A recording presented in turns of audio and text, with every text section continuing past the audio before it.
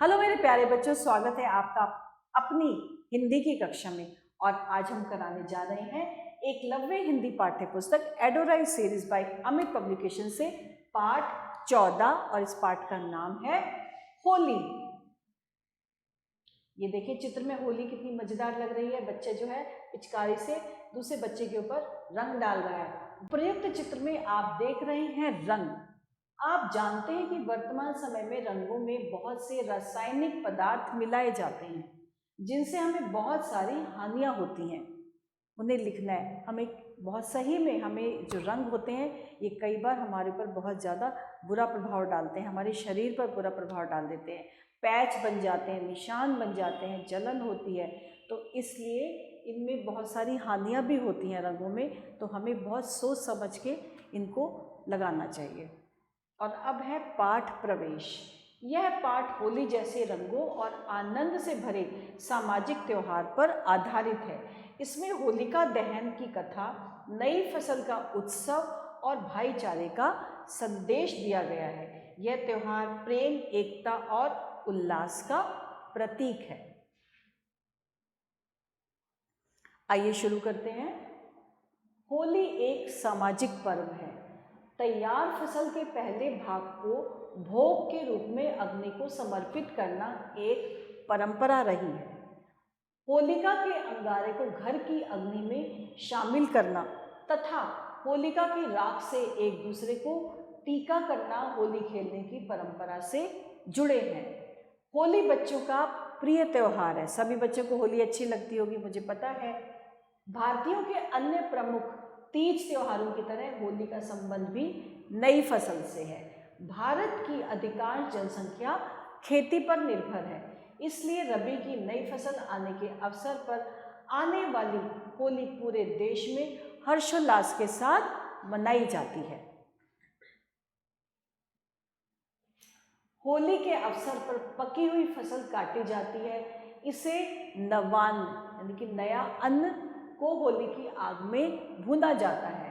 अनाज की भुनी हुई बालियों को होलक या होला कहा कहते हैं। इसी से इस त्योहार का नाम होली पड़ गया।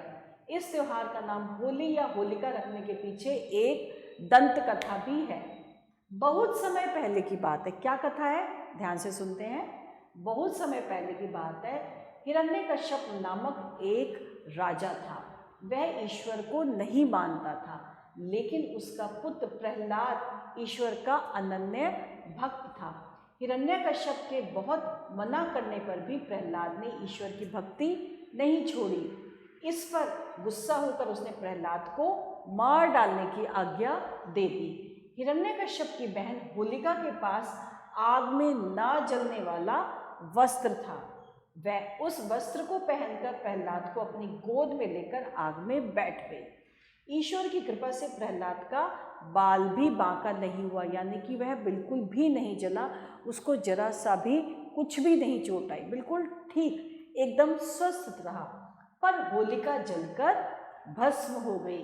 कहते हैं इसी घटना के बाद होली या होलिका जलाना प्रारंभ हुआ। होली का त्योहार फागुन शुक्ल पूर्णिमा को मनाया जाता है। महिलाएं गोबर के छोटे छोटे उपलों का हार बनाकर होलिका पर चढ़ाती हैं। होली पर चढ़ाती हैं किसका?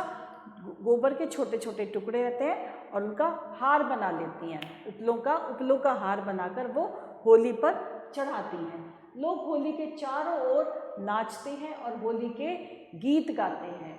मालवा में होली का त्योहार अत्यधिक हर्षोल्लास के साथ मनाया जाता है। ब्रज यानी कि बरसाने की लठमार होली पूरे देश में प्रसिद्ध है।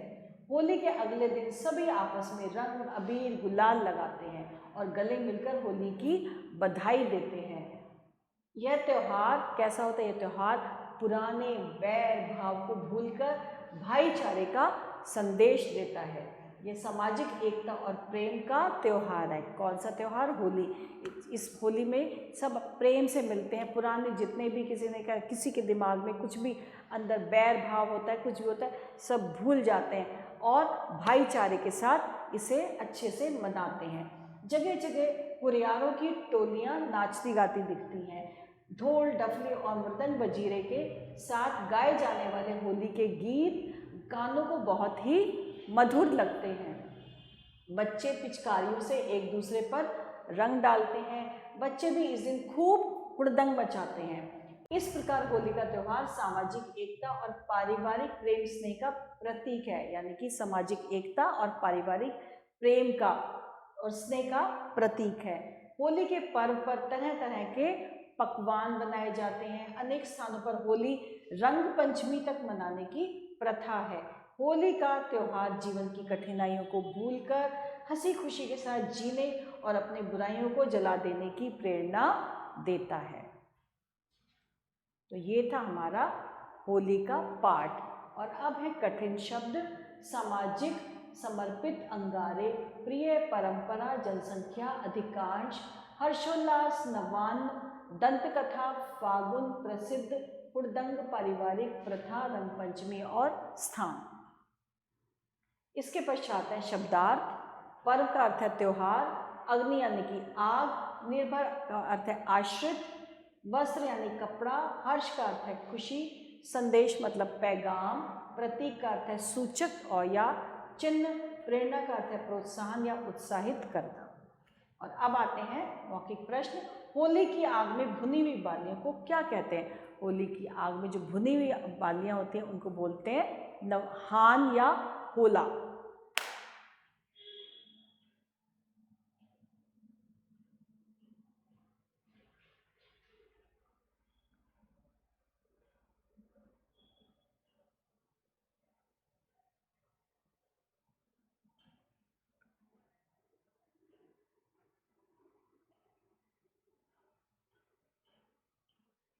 क्या होला?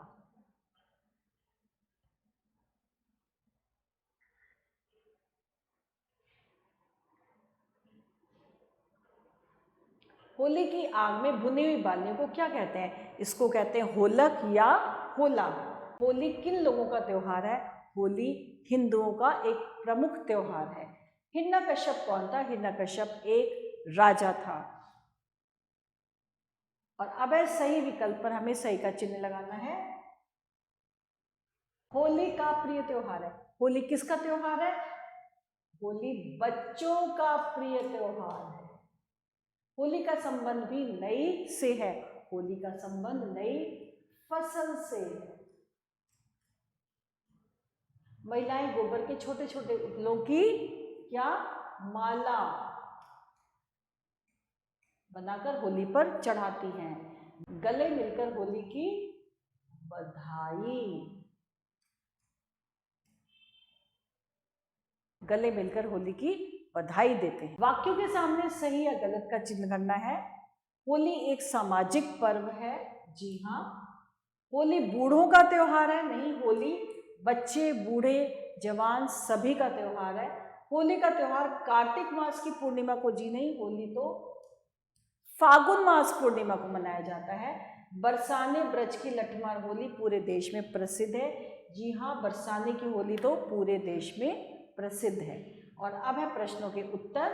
भारत की अधिकांश जनसंख्या किस पर निर्भर है? भारत की अधिकांश जनसंख्या खेती पर निर्भर है। प्रहलाद कौन था? प्रहलाद हिरण्यकश्यप का पुत्र था। होलिका कौन थी तथा उसे क्या वरदान प्राप्त था? होलिका हिरण्यकश्यप की बहन थी और उसको ये वरदान प्राप्त था कि वो अगर कपड़े पहन के भी जलती हुई आग में बैठ जाएगी तो वह बिल्कुल भी जलेगी नहीं। उसको यह वरदान प्राप्त था। होली का पर्व हमें क्या संदेश देता है? होली का पर्व हमें संदेश देता है कि हमें पुराने बैर भाव जो भी हैं उन्हें भूल कर आपसी जो प्रेम है, भाईचारे का संदेश देता है।